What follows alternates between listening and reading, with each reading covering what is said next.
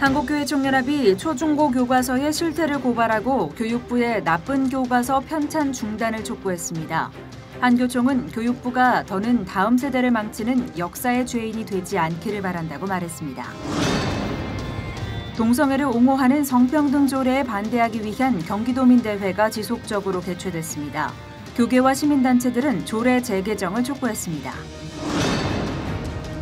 한국생명의 전화가 2019 사람사랑 생명사랑 밤길 걷기 캠페인을 오는 31일 여의도 한강공원에서 개최합니다. 생명 존중 메시지를 전할 이번 캠페인은 전국 9개 도시에서 진행됩니다.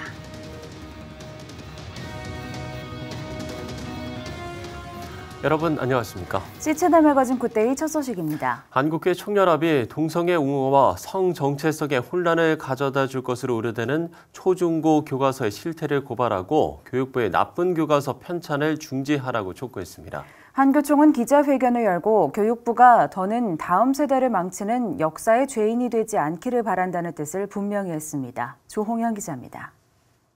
한국교회 총연합은 우리나라 교육정책이 정치 이념과 이권을 추구하는 각종 단체들의 각축장으로 변질돼 가고 있다고 비판했습니다. 교육의 기본이 되는 교과서가 교과서로서의 본질을 잃고 말로 표현하기도 민망한 내용들로 채워져 있다는 것입니다. 한교총은 이번 기자회견을 통해 동성애 옹호와 이념 편향, 이슬람 편향으로 얼룩진 나쁜 교과서의 비교육적인 내용을 수정하고 편찬을 중단하라고 밝혔습니다. 한국교회 총연합 종교쇄신위원회는 초중고등학교 내의 이슬람 편향과 왜곡된 다문화, 급진적 페미니즘, 동성애 성평등 문제, 가짜 인권, 그리고 자유민주주의에서 자유를 뺀 민주주의 등 교과서의 문제점들을 주목하고 이것이 우리 아이들과 가정에 참담하고 비극적인 사태를 초래하는 것은 물론 우리나라의 미래에도 크나큰 악영향을 미치게 될 것을 심히 우려하며 이러한 나쁜 교과서의 실태를 방관하고 있는 교육부의 무책임한 태도를 규탄하고 현행 교과서의 수정 내지는 편찬 중단을 촉구하는 바이다. 주요셉 반동성애 기독시민연대 대표는 겉으로는 차별당하는 여성들의 권익을 위한다는 점 등 교과서에 정확하고 유익한 내용이 많다고 인식할 수 있지만 실상은 그렇지 않다고 밝혔습니다. 주요셉 대표는 학생들에게 가르치는 10가지 성적 자기결정 능력에는 성을 조심히 다루라는 내용보다는 성적인 자유를 마음껏 펼치라는 의미를 담고 있어 크게 우려된다고 지적했습니다. 이 내용을 보면 오히려 성적으로 이렇게 절제시키고 내가 조심해야겠다 이런 얘기보다 너무나 적나라하게 이런 내용이 드러나니까 오히려 나한테 성적 자기결정권을 마음껏 발휘하라고 하나 보다. 그래서 오히려 학생들이 용기를 갖고 이거 실습해봐야겠다. 이런 생각을 할 수밖에 없도록 디테일하게 아주 적나라하게 나왔어요. 학생들에게 호기심을 자극하는 성기와 성관계 등의 사진으로 가득한 교과서. 어린이와 학생들이 받아들이기엔 수위가 지나치게 높은 성 관련 내용들. 어른들도 모르는 12가지 피임 방법 등을 굳이 교과서에 실어야 하느냐는 비판이 계속해서 이어지고 있습니다. 허은정 생명인권 학부모연합 대표는 50가지 이상 사회문화적인 성을 인정하라는 성평등 정책과 설거지를 시키는 부모를 인권 침해로 신고하라는 인권 교육이 법제화되고 있다고 비판했습니다. 허은정 대표는 심각한 문제의 교과서로 배운 자녀들이 한국교회와 가정, 대한민국 미래에 어떤 영향을 줄지 관심을 가져달라고 호소했습니다. 자, 그러면 그 교과서 내용 중에 한 부분을 말하면요. 우리 만난 지 100일인데 뽀뽀할까? 100일이면 뽀뽀해야 됩니다. 교과서가 가르치고 있어요. 생일 파티 후에 함께 잘까? 자야지요. 왜? 피임 12가지 방법 배웠잖아요. 심지어 마트, 24시 마트, 어디 마트에 가면은 피임 약이 나와 있다고까지 얘기하고 있습니다. 100년 대계의 뜻을 가지고 신중히 집행해야 하는 국민교육. 한교총은 현재의 혼탁한 교육 현장이 대한민국 헌법과 교육기본법, 인성교육진흥법 등 모든 법률에서 명시한 수준으로 회복될 때까지 계속 목소리를 낼 것을 천명했습니다. C채널 뉴스 조홍현입니다. 경기도민들이 동성애 옹호 논란을 불러일으키고 있는 성평등 조례 재개정을 연일 촉구하고 있습니다.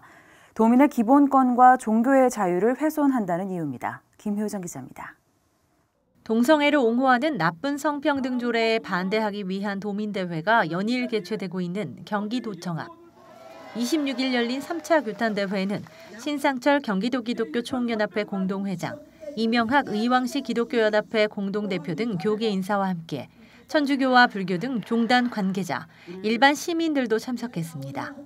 참가자들은 동성애를 옹호하고 종교의 자유를 짓밟는 경기도의회의 성평등 조례는 소수의 인권을 지키겠다고 다수의 인권을 무시하는 것이라고 입을 모았습니다.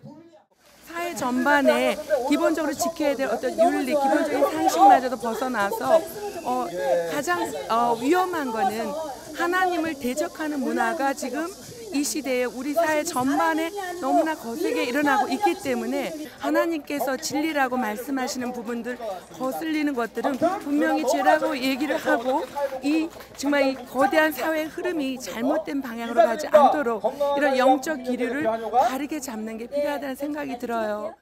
헌법에 있는 양성평등을 성평등으로 바꿔 사회적 성을 인정하고 공공기관뿐 아니라 교회나 사찰, 신학교에서도 성평등위원회를 설치하도록 하는 내용이 문제시됐습니다. 조례를 만들면서 도민의 권한을 제한할 때는 법률에 의해서 해야 하는데 법률에 없는 성평등 조례를 만든 것은 위헌이며 도민들 다수의 의견과 배치된 행정을 한 것 자체가 민주주의의 법칙을 거스른 것이라는 지적도 있었습니다. 정말 말도 안 되는 거. 이 도민들이 반대를 하고 국민들이 반대를 하고 학부모들이 반대를 하고 많은 사람들이 반대를 하는데도 이거는 무슨 정말 무슨 도봉구의 날치기 조례처럼 너무 이게 갑작스럽게 우리 의견을 무시한 채 이렇게 한다는 거는 말도 안 되는 소리고 대한 진짜 자유민주주의 국가에서 이런 일이 일어난다는 거는 상상도 못했거든요. 전날인 25일 열린 경기도 31개 시군 연합기도회와 도민대회에는 3만 명의 시민들이 운집해 조례 재개정을 촉구했습니다. 앞서 건강한 경기도 만들기 도민연합과 경기도 기독교 총연합회 등은 성명서를 통해 조례 개정을 강하게 규탄했으며 재개정이 이뤄질 때까지 초대형 대회를 준비하는 동시에 1인 시위와 300만 서명 운동 등을 진행해 나갈 예정이라고 밝혔습니다. C채널 뉴스 김효정입니다. 대한예수교장로회 통합교단 제104회 총회 부총회장 후보 소견 발표회가 지난 27일 한국교회 100주년 기념관에서 진행됐습니다. 이날 발표회에서 목사 부총회장 후보로 단독 출마한 신정호 전주 동신교회 담임 목사는 회복과 화해를 통한 평화로운 총회를 만들겠다면서 총회가 추진 중인 여러 정책 사업의 연속성을 이어갈 것이라고 말했습니다. 회복과 화해를 통해서 미래를 열어가는 총회, 평화롭고 성숙한 총회로 함께하겠습니다. 회복을 위해서 심혈을 기울이겠습니다. 총회 정책 사업의 연속선상에서 총회를 섬기겠습니다. 정책 사업의 연속성을 가지고 총회를 섬기겠습니다. 이어 장로 부총회장 후보로 단독 출마한 김순미 영락교회 장로는 한국교회의 위기를 기회로 만드는 일에 최선을 다할 것이라면서 교회의 대사회적 신뢰를 회복시키겠다고 말했습니다. 교회가 우리 사회의 신뢰를 회복하고 희망의 등불이 되도록 헌신하겠습니다. 교회에 대한 부정적인 이미지와 한국교회를 향한 거짓 뉴스들이 확대 재생산되고 있습니다. 한국교회의 위기를 기회로 만드는 일에 헌신하겠습니다. 예장통합 부총회장 선거는 오는 9월 23일 포항 기쁨의 교회에서 개최되는 제104회 정기총회에서 진행됩니다. 제551차 육군훈련소 진중세례식이 지난 24일 연무대 군인교회에서 진행됐습니다. 양병희 영안장로교회 담임 목사는 이날 세례식에서 설교를 통해 주님을 향해 방향을 바꿀 때 인생의 그림자가 거친다면서 주님을 선택하는 인생이 되길 바란다고 당부했습니다. 하나님께로 인생의 방향을 돌리면 불행이 행복으로 어둠이 빛으로 바뀌는 거예요. 우리가 저 태양을 등지고 가면은 어두운 그림자가 인생 앞을 계속 가는 거야. 방향을 바꿔서 태양을 바라보면 그 어두운 그림자는 사라지는 거예요. 선택. 이 선택은 여러분이 자유예요. 그러나 그 선택의 결과는 반드시 자신이 선택에 대한 책임을 져야 되는 거예요. 이날 세례식에는 훈련병 3,130명이 참석했고 다음 날 진행된 추가 세례식에는 95명이 참석해서 총 3,225명의 훈련병이 세례를 받았습니다.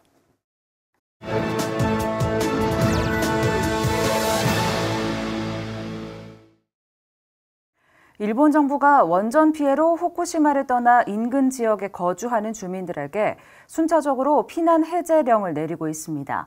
인근 지역에 거주했던 주민들에게 집으로 돌아갈 것을 권고하고 있는 건데요. 네, 이런 권고에도 후쿠시마로 돌아가는 사람들 수는 극히 적다고 합니다.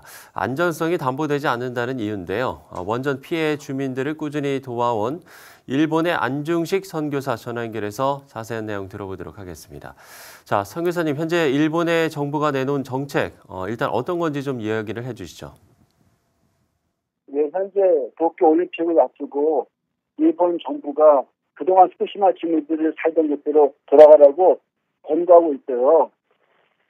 초기에는 원전 사고 지점에서 12km까지 피해를 보전해 주었는데 지금은 방사능 오염물질을 제거했기 때문에 원전 피해 지역 반경 3km까지는 지금 돌아가라고 권고한다는 것입니다.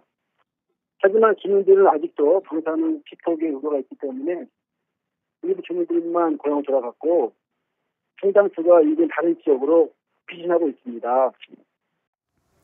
네, 그렇다면 그동안 고향을 떠난 피해자들은 어떻게 지내왔나요? 네, 피난처 가주실 때까지 약 7, 8년 정도 생활하다가 후쿠시마 인근 10km 지역의 주민들이 일부 집으로 돌아가고 있지만 상당수는 들어가지 못하고 있는 실정입니다. 그들은 대부분 후쿠시마에서 가까운 유모토 지역으로 집단 이주해서 새로운 복구주택을 지어 살고 있고요.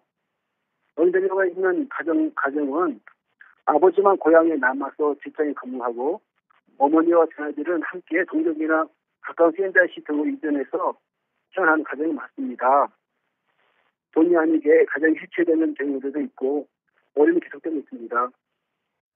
네, 무엇보다 주민들이 안전한 곳에서 생활을 하도록 해야 하지 않겠습니까? 이 안전성에 대한 검증이 최우선일 것 같은데요.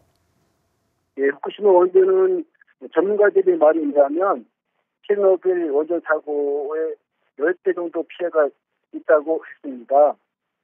하지만 일본 정부가 방사능 검사 기준치를 약간 완화시켜서 검사를 한다고 해도 그것이 정말 안전한 것인지 믿을 수가 없다는 것이 가장 큰 문제인 것입니다. 저희 교회를 비롯해서 일본 교회들이 재난지역의 주민들에게 지속적으로 돕고 있는데요. 재난지역 주민들을 찾아가 구호품을 전달해주고 또 콘서트도 위로를 해주고 보험 전해주고 있으며 사용 전하고 있습니다. 또 일본 지역의 광범위한 지역이 방사능에 노출되어 있고요. 그래서 저희들은 일본산 식료품과 생선보다는 외국에서 수입한 것을 도입하도록 권고하고 있습니다. 원자를 쪼개서 에너지를 만드는 원전 사업이 삶의 창조 질서에 위배되고 있는 것인데요.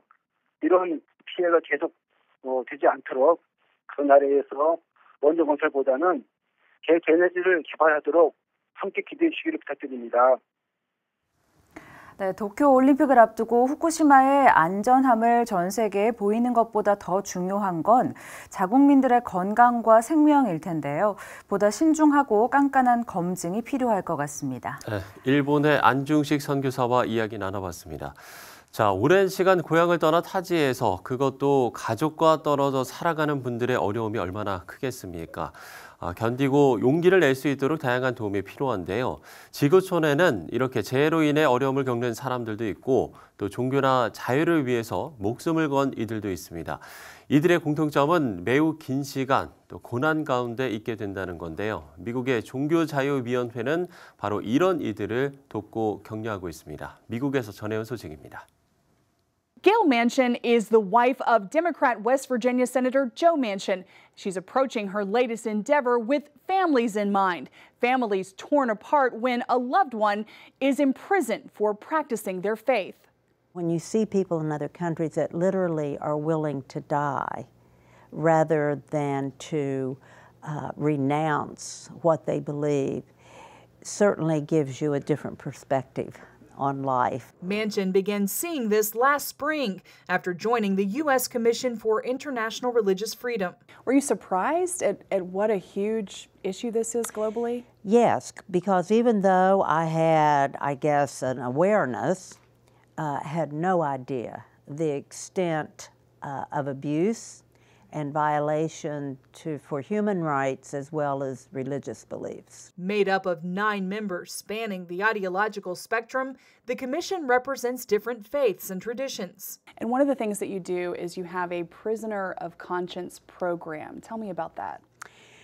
We found that if you can put a face to an issue, how much more it resounds with the public and people get the message better. Case in point, Andrew Brunson, the pastor recently freed after spending 2 years in a Turkish prison.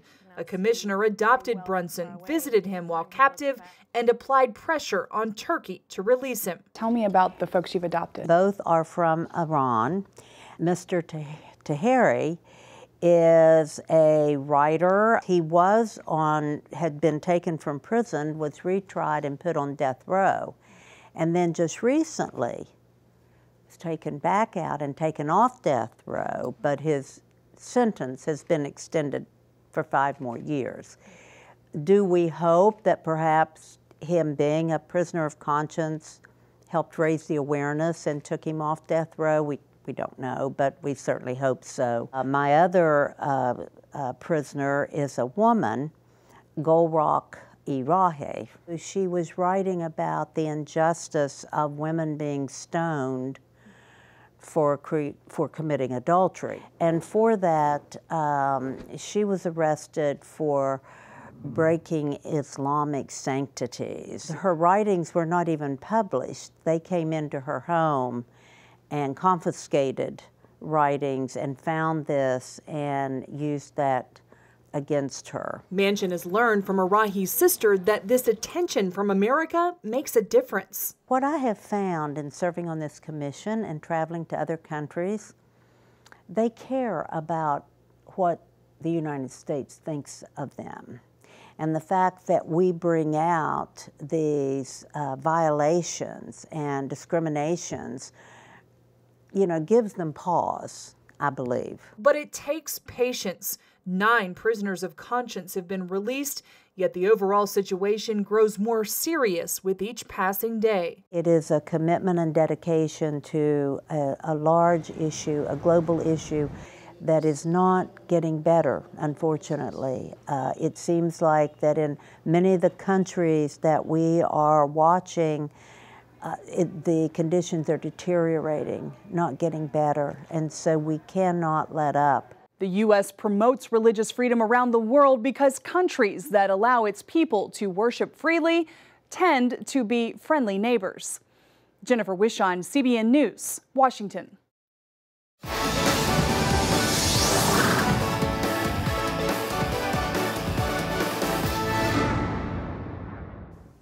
디지털 사회가 발전하면서 새로운 풍속도가 생겼습니다.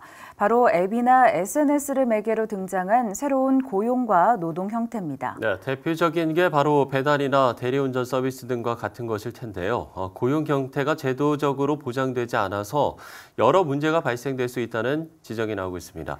오늘 하나님의 법, 세상의 법에서는 이 내용 짚어보도록 하겠습니다. 이재만 변호사 나오셨습니다. 변호사님 안녕하십니까? 네, 안녕하세요. 네, 안녕하십니까. 요즘에 배달 앱도 상당히 많아졌고요. 저도 이건 자주 사용하곤 하는데 아무래도 스마트폰을 계속해서 사용하다 보니까 좀 새로운 고용과 또 이 노동 형태가 나타나는 것 같습니다. 네, 그걸 이제 플랫폼 노동이라고도 하는데요. 네. 그것이 이제 스마트폰에 그 앱을 깔아서 그 앱이나 SNS를 통해서 자기가 원하는 것을 주문을 하면 결국은 이제 라이더들, 배달원들이 그 물건을 이제 보내주죠. 이 배달원들이 이제 이른바 이제 새로운 노동 형태, 이제 플랫폼 노동이라고 그러죠. 근데 이 플랫폼 노동자들이 지금은 이제 전체 그 취업자들의 한 2% 정도가 넘어서 거의 한 53만 명 정도 되는데 지금은 이제 이 플랫폼 노동자들이 점차 더 많이 늘어나고 있어요. 이 플랫폼 노동자들의 입장에서는 사실은 일하고 싶을 때 일하고 또 뭐 일의 강도도 조절할 수도 있고 그런 장점들 있는데 이 사람들이 대부분 다 그 개인 그 사업자로 분류가 돼 있기 때문에 예. 사실 현재 법에 보호를 받지 못하는 것이 또 이 문제입니다.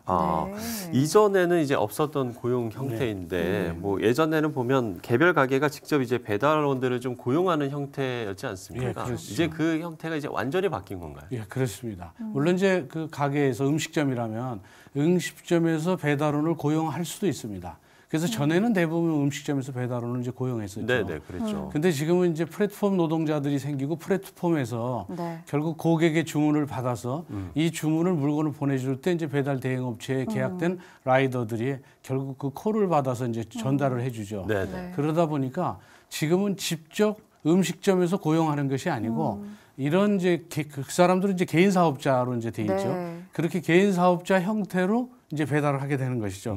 이제 그러다 보니까 결국은 이 수수료를 받는 그런 형태가 돼서 월급을 받는 게 아니라 이제 건당 얼마나 많이 이 콜을 잡아서 일을 하느냐에 따라서 수수료가 이제 많이 차이가 나죠. 그래서 지금 수수료를 받는 형태로 바뀐 것이 이제 플랫폼 노동자들입니다.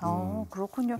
사실 뭐 고용 시장이 확대가 되고 일자리가 생긴다고 한다면 반대할 사람은 없을 텐데 문제는 이제 이분들의 고용 형태가 굉장히 불안하다는 점에 있는 것 같아요. 이제 그 문제는 이제 어차피 근로자들은 근로기준법에 보호를 받게 돼 있습니다. 근데 이 사람들은 근로는 제공하면서 근로기준법에 보호를 받지 못합니다. 그 이유는 음식점에 이제 고용이 됐으면 직원이니까 근로기준법에 고용을 받죠. 근로계약서도 작성하고. 근데 문제는 어떤 음식점에 고용된 게 아니고 배달 대행업체하고 본인이 계약해서 프리랜서처럼 건당 수수료를 받으니까 결국은 근로기준법에 적용이 안 되는 거죠. 그러니까 뭐 근로기준법에 적용이 안 되니까 결국 뭐 최저임금도 보장이 안 되고 특히 이제 산재 같은 게 문제되는데 이 수수료를 받기 때문에 얼마나 많이 일을 하느냐에 따라서 수수료가 늘어나니까 배달하는 사람이 이제 과속을 할 수도 있고 무리하게 또 일을 많이 할 수도 있고 그래서 일반 근로자에 비해서 위험이 많이 따르죠. 그래서 그 위험에 따른 산업재해라든지 뭐 사고가 나면 그 보상을 받아야 되는데 그 산재에 대한 보상도 또 못 받는 거죠. 근로자가 아니니까. 그러니까 근로기준법에 적용도 못 받고 최저임금제 적용도 못 받고 개인 사업자이기 때문에 그렇습니다. 그래서 이런 부분에 대한 보호가 필요한 그런 상황이라고 봅니다. 이런 좀 제도화에 들어가지 못하다 보니까 여러 문제점이 좀 발생하고 있는 것 같은데 그러면은 지금 일단 현행 법에서는 어떻게 좀 이게 적용이 돼 있길래 이분들이 이제 노동자로 인정을 받지 못하는 건가요?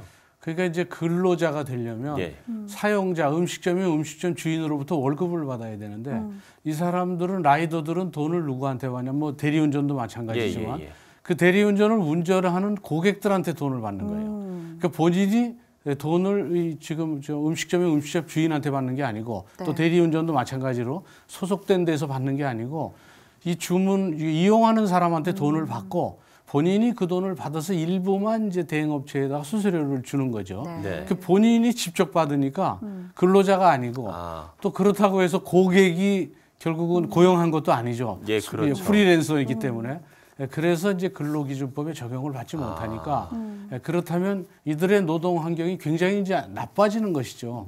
수수료를 더 많이 받기 위해서 무리하게 또 일을 할 수도 있고 그렇기 때문에 현재는 이제 이 점에 대해서 공청회를 열었습니다. 이 플랫폼 노동자들의 문제점이 뭐고 그거에 대한 개선 방안이 뭔지 이런 것들도 열어서 이제 새로운 어떤 방안도 찾아내고 있고요. 대법원에서도 근로는 제공하면서 근로자가 아니어서 근로자로서의 대접을 못 받는, 보호를 못 받는 사람들에게도 특수 형태 근로 종사자의 경우에는 또 보호를 받을 수 있어요. 특수 형태 근로 종사자. 그래서 예외적인 경우에만 이게 인정되는데 이 예외적인 경우를 좀 확대시키면 이 라이더들이 받을 수 있지 않겠느냐. 그래서 결국 대법원에서도 이런 경우에는 특수 형태 근로 종사자로 보호받을 수 있도록 그렇게 하라는 취지의 판결도 났고요. 또 하나는 그 라이더들의 경우에는 이제 그 특수 형태 근로 종사자들로서 확실히 이제 보호를 받게 하기 위해서 이 산업안전보건법에서 이 산업재해 보호 대상을 근로를 제공하는 자에서 노무를 제공하는 자로 바꿨습니다. 그러니까 어떤 차이점이요? 그러니까 근로를 제공하는 자는 이제 근로자들이 근로를 제공하는 거죠. 이제 음식점으로 말하면 이제 계약이 된 직원이죠. 근로를 제공하는 자가 맞는데 라이더들은 근로를 제공하는 자가 아니고 노무를 제공하는 거죠. 노무만 제공해서 이제 돈을 받으니까. 그래서 노무를 제공하면서도 근로자로서의 보호를 받지 못하는 사람을 결국 근로를 제공하는 자에서 이제 노무를 제공하는 자로 이제 확대를 해서 가급적 많은 사람들이 재보호 대상이 되도록 이렇게 확대하려고 지금 하고 있습니다. 네, 그렇군요. 아무래도 뭐 플랫폼 노동자가 아까도 말씀하셨지만 전체 취업자의 2%에 해당한다고 말씀을 하셨고 앞으로 더 늘어날 수도 있고 더 다양한 고용 형태가 나타날 수도 있을 것 같은데 그러다 보니 좀 여러 의견들이 있을 것 같습니다. 그런데 디지털 사회보장제라는 개념이 있더라고요. 이건 어떤 내용인가요? 실제적으로 이제 디지털 노동의 그 범위가 앞으로는 기하급수적으로 늘어날 가능성이 있습니다. 그렇기 때문에 이 점에 대한 보호를 위해서 이제 지금 말한 디지털 사회보장제도라는 것은 디지털 기업, 디지털 플랫폼 기업이 고객들이 주문할 때마다 돈 일정 부분을 받아서 그 보험료를 대신 내줘서 라이더들을 보호해주는 그런 것이고요. 또 디지털 과세가 외국에서는 논의되고 있습니다. 이것은 디지털 기업한테 과세를 세금을 걷어서 그 돈을 목적세로 해서 그 라이더들 이런 플랫폼 노동자들에게 결국 그들을 위해서 쓰는 그런 디지털 과세도 지금 논의가 되고 있습니다. 네, 이처럼 정말 세계적으로 좀 온라인 사업 관련 노동자가 증가 추세라고 하는데 무엇보다도 이런 좀 노동 환경이 달라졌다는 것에 대한 어떤 좀 공감대라든지 인식 변화 이런 부분들도 좀 필요할 것 같거든요. 그렇죠. 아무래도 이제 그 플랫폼 노동자들의 노동 환경이 아주 열악하게 돼 있죠. 그것은 시대 변화에 의해서 새로운 직종이 생겼는데 그 새로운 직종에 대한 보호 그런 법 제도가 따라가지 못하는 것이죠. 근데 언제나 시대 변화를 법은 따라가지 못합니다. 근데 그 법이 너무 늦게 따라가면 피해가 크니까 신속하게 이제 따라가도록 노력을 해야 되겠죠. 특히 이제 이게 플랫폼 노동자의 경우에는 시대의 변화뿐만 아니라 사회 환경도 변화돼 있어요.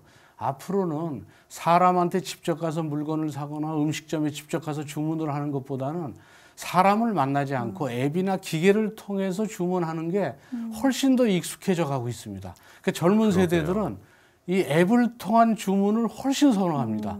그렇다면 어차피 앱을 통한 주문이 많아지는 것만큼 라이더들도 그만큼 많아지겠죠.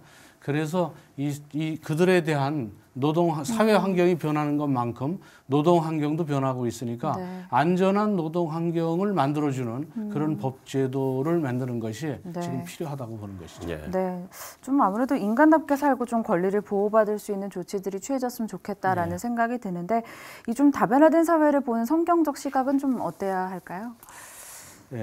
그 잠언 11장 21절에 악한 일 하고 죄 안 받는 법 없고 착하게 살고 후손이 망하는 법 없다 이런 말씀처럼 시대 변화를 법이 미처 따라가지 못하고 있는 것이 현실이긴 하지만 법 제정 이전에 인간답게 살고 그 권리를 보호해 줄 수 있는 착한 기업은 궁극적으로 흥하기 때문에 통계를 보더라도 착한 기업의 경우에는 가격이 비싸도 사람들이 그 기업의 제품을 산다고 합니다. 그래서 착한 기업은 궁극적으로 흥하게 된다는 것을 인식해서 이 크리스찬들은 이 착한 기업을 지향해야 된다고 봅니다. 알겠습니다. 자, 그야말로 이 노동 환경이 급변하고 있는데 이에 대한 공감과 인식 변화도 발빠르게 좀 돼야 될 것 같다는 생각이 듭니다. 이재만 변호사 이야기 나눠봤습니다. 오늘 말씀 고맙습니다. 감사합니다.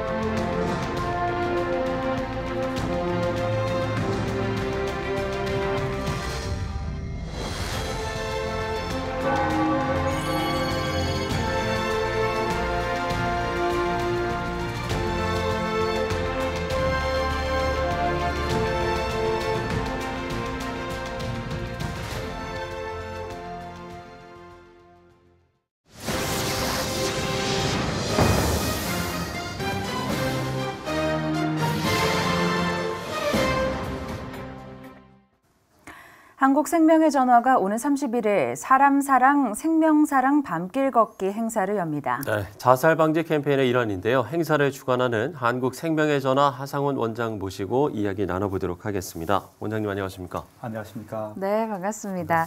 자, 사람 사랑 생명 사랑 밤길 걷기 캠페인이라고 소개해드렸는데 어떤 캠페인인지 그리고 올해로 몇 회째인지도 좀 궁금합니다. 네. 저희 생명사랑 밤길 걷기 대회는 예. 2006년부터 시작을 했습니다. 올해로 14번째 대회를 개최하게 되는데요. 네. 전국 9개 도시에서 실시를 하게 되고요. 지금까지 약 25만 명이 이 주제를 가지고 함께 걸었습니다. 올해 서울에서는 한강 시민공원 너른들판 순복음교회 앞에 있습니다. 네. 8월 31일 예. 저녁 6시부터 그 다음날 네. 아침 7시까지 걷게 되는데요. 네. 5km, 10km, 34km를 걷습니다. 그래서 5km 걸으실 분들, 또 네. 34km를 걸으실 분들, 또 밤새도록 한번 도전해보고 싶으신 분들, 이런 분들이 함께 걷게 됩니다. 네, 예, 그렇군요. 앞서 이제 자살 방지 캠페인의 일환이다라고 말씀을 드렸는데 밤길을 걷는 것과 좀 어떤 관계가 있을지 이 부분도 좀 궁금하네요. 네, 많은 분들이 왜 낮에 걷지 밤에 걷냐는 그런 질문을 하시는 분들이 많습니다. 밤새워서 걸으려면 좀 힘들 것 같아요. 그렇습니다. 네, 원래 이 캠페인은 미국 자살예방재단에서 Out of the Darkness Walking Overnight이라고 해서 밤새도록 걷는 그런 프로그램이 지금 있습니다. 자살 유가족을 위한 힐링 프로그램인데요.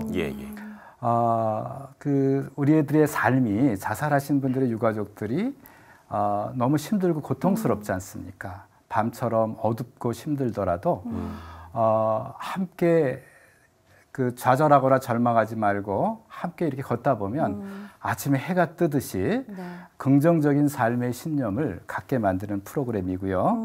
우리 함께 걷다 보니까 가족들과 친구들과 이웃들이 같이 걷다 보니까 자신의 생명에 대해서 한번 생각해보고 다른 사람들의 생명을 한번 소중하게 느껴보는 그런 어떤 시간을 갖고 있습니다. 그래서 당신은 혼자가 아니고 옆에 같이 걷는 우리가 있다라고 하는 그런 인상을 심어주는 그런 대회가 될 수가 있겠습니다. 좀 어둡고 고요한 가운데서 이 생명의 의미를 다시 한 번 더 생각해 볼 수 있는 그런 시간도 될 수 있겠다라는 생각이 또 드는데요. 사실 굳이 수치를 언급하지 않더라도 우리나라 자살률이 굉장히 높다는 건 이제 많은 분들이 알고 계실 것 같은데 현재 좀 현황에 대해서도 좀 말씀해 주시죠. 많은 분들이 언론을 통해서 들었겠지만 OECD 좀 잘 사는 나라 36개 국가들 중에서 평균 자살률이 OECD 평균 자살률이 11.8명인데 우리나라는 인구 10만 명당 24.3명입니다. 이게 한 해에 12,463명이 자살을 하게 되고요. 매일 34명이 자살을 하게 됩니다. 문제는 이것보다도 실제로 자살을 시도하는 사람은 자살자의 10배에서 20배가 되고요.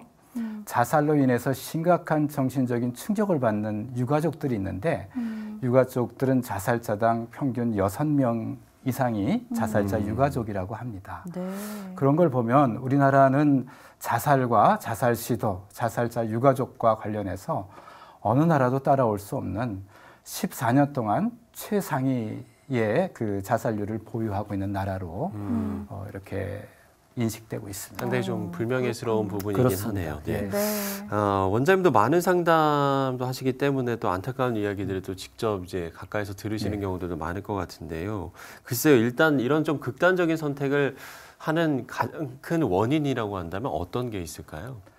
굉장히 다양한 원인이 있어서 한마디로 이야기하기는 어렵지만 보건복지부 2019년 자살예방 백서에 나온 자료를 보게 되면 자살 시도로 응급실에 내원한 환자들 38,193명을 조사해 봤습니다. 그냥 가장 큰 문제가 정신과적 문제, 약 31%가 되는데요. 우울증을 비롯한 정신과적 문제가 제일 컸고요. 그 다음에 대인관계, 또 경제적인 문제, 신체적인 질병과 관련된 문제, 이런 문제를 가지고 자살하는 것으로 나타났습니다. 사실 이런 여러 가지 문제들은 우리가 일상적으로 경험하는 문제들인데 이런 여러 가지 어려움을 당했을 때 사람들이 그것을 극단적인 방법으로 해결하려고 하는 것이 네. 또 하나의 문제가 아닌가 그렇게 생각을 하고 있습니다. 그렇군요. 자살의 가장 큰 원인이 우울증이다라는 말씀도 해주셨는데 사실 이 우울증이라는 게 우리가 그냥 감정적으로 나 좀 우울하다 이렇게 이야기하는 것과는 또 다른 차원이잖아요. 그렇습니다. 그렇다면 예. 우울증의 좀 원인 어떤 것들을 좀 꼽을 수 있을까요? 우울증 원인도 여러 가지가 있지만 예. 제가 보기에는 가장 큰 원인 중에 하나가 상실이라고 생각합니다. 네. 상실이요? 네, 우리가 그 경제적 문제도 상실이 이제 사업에 실패했거나 했을 때 경제적 어려움이 되지 않습니까? 네. 예. 또 이런 또 그 자존감의 상실이라든가 인간 관계의 상실이라든가 또 신체적인 건강의 상실이라든가 이런 상실을 경험하는 것이 가장 큰 원인 중에 하나가 아닌가 생각이 들고요. 또 이런 상실로 인해서 본인들이 겪고 있는 가령 예를 들면 그 상실에 대해서 본인들이 생각하는 그 성격적인 문제도 좀 있는 것 같습니다. 네. 예를 들면 어떤 사람들은 그런 문제를 경험했을 때 그것을 잘 극복해 나가는 사람이 있는데 내성적이고 소심하고 예민하게 반응하시는 분들은 그 문제를 확대해서 해석하는 경우들이 많이 네. 있습니다. 그런 분들이 우울증에 걸릴 가능성이 좀 더 높다고 이야기를 하고요. 또 우리 생물학적으로는 뇌에 그 세로토닌이라든가 노에피네프린이라고 하는 신경 전달 물질의 이상으로 생기는 경우도 있다. 네. 뭐 이렇게 다양하게 원인을 진단하고 있습니다. 예. 물론 이제 뭐 개인적인 치료도 중요하겠습니다만 또 이게 이제 개인의 문제에서만 끝나지 않도록 사회 문제로 인식하는 이런 좀 노력들도 필요해 보이거든요. 이 부분에 대해서는 원장님 어떻게 보세요? 정말 자살은 자살과 우울증과 같은 문제는 개인의 문제라기보다는 이제 사회적 문제로 인식해야 될 필요성이 있을 것 같습니다. 예를 들면 어떤 사람이 실패를 했을 때 사회적 지지망, 사회적 안전망이 잘 갖춰져 있으면 자살까지 이르지 않거든요. 또 아까 말씀드린 우울증도 좀 그 여러 가지 상실을 경험했을 때 사회적 지지망이 잘 갖춰져 있는 사람들은 우울증이라고 하는 증상으로 병으로 이렇게 진단되지 않을 수가 있거든요. 네. 그런데 만약 그런 실패라든가 상실을 경험했을 때 사회적 지지망이 아주 없었을 때 형편없이 그 치료의 환경도 좋지 않고 사회적으로 도울 수 있는 그런 여건들이 만들어지지 않았을 때 자살이라든가 우울증에 걸릴 가능성들이 더 높다고 생각합니다. 실제로 자살을 하게 되면은요, 그 사람 혼자 죽는 것이 아니라 공동체가 불안해집니다. 그리고 자살자 유가족과 같은 심각한 정신적 충격을 받는 사람들이 생기게 되고요. 또 그런 일로 인해서 자살을 다른 사람들에게 유도하는 그런 경향을 갖게 됩니다. 또 막대한 사회 경제적 비용도 들어가기 때문에 자살은 개인의 문제이기도 하지만 저는 사회적 문제가 더 크지 않나 이렇게 생각을 해봅니다. 네, 좀 사회적으로 함께 좀 책임을 지고 고민을 해야 할 문제일 것 같은데요. 올해로 밤길 걷기 캠페인 14회째라고 말씀을 하셨는데 이 캠페인을 지속적으로 또 이렇게 진행해 오시는 데는 뭐 자살 예방이라는 목표도 있겠지만 인식의 변화 이런 그렇습니다. 부분에 대한 기대도 있으실 것 같아요. 네, 우리 사회가 물질 만능주의라고 하지 않습니까? 또 생명이 경시되고 어떻게 보면 죽음의 문화가 이렇게 만연된 그런 사회가 되지 않았나 생각이 됩니다. 이런 생명사랑 밤길 걷기를 통해서 나와 다른 사람의 생명을 함부로 하지 않고 생명의 어떤 절대적 가치, 하나님이 우리에게 주신 그런 소중한 생명을 천하보다 귀하게 여기는 그런 문화가 형성되도록 하는 게 이 캠페인의 목적이고요. 결국은 이런 것을 통해서 많은 사람들이 자살로 내몰리지 않고 행복한 생명 존중의 생명 공동체를 만들어가는 게 이 생명사랑 밤길 걷기의 목적이라고 생각합니다. 남겨진 가족들의 치유라는 부분도 상당히 필요한 부분일 것 같은데요. 우리가 교회 역할도 상당히 좀 중요할 것 같습니다. 교회 역할은 어때야 할지 그리고 또 기도 제목이 있다면 마지막으로 나눠주시면 좋을 것 같습니다. 그렇습니다. 저보고 왜 자살 예방을 해야 되느냐라고 물어본다면 자살하신 분의 가족들이 너무 힘들어하니까 이렇게 대답하고 싶을 때가 많이 있습니다.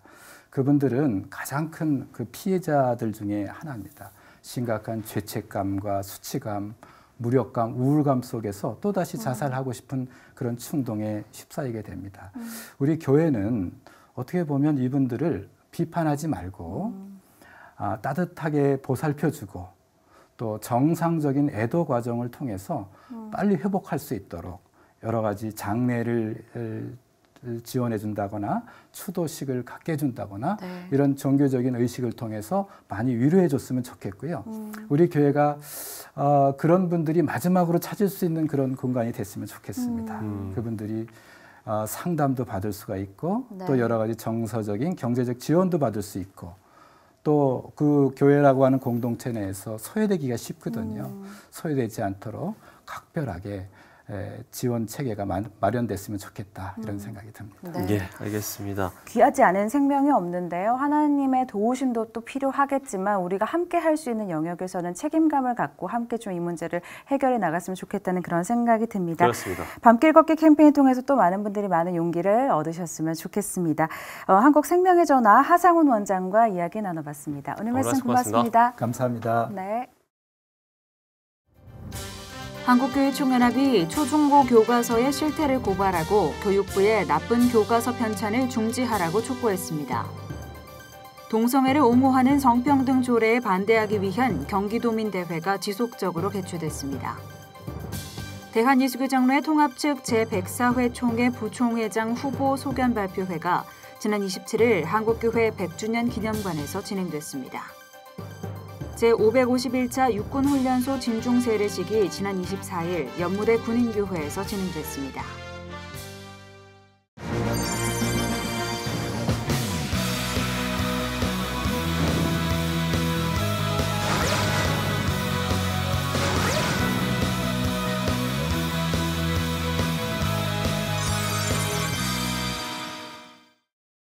최근 인기그룹 방탄소년단의 사회 현상을 조명하는 자리가 마련됐습니다. 이 자리에 참석한 사회학자들은 방탄의 힘을 인정이라고 설명했는데요. 네, 경쟁에서 져도 실수를 했어도 그런 나를 인정하고 사랑하자는 메시지가 전 세계 팬들을 감동시켰다는 건데요.